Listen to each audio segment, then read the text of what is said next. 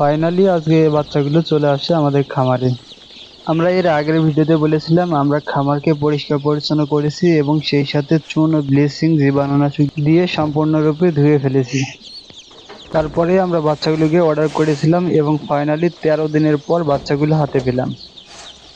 আলহামদুলিল্লাহ, বাচ্চার রেট একটু বেশি হলেও বাচ্চাগুলো অনেক সুস্থ এবং সুন্দর। এই বাচ্চাগুলো সদ্য ফোটা একদিনের বাচ্চা।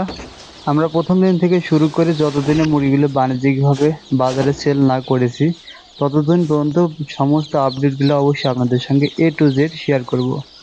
আর এই সমস্ত প্রসেসগুলো দেখার জন্য অবশ্যই আপনারা আমাদের পাশে থাকবেন সাবস্ক্রাইব করে। আসসালামু আলাইকুম।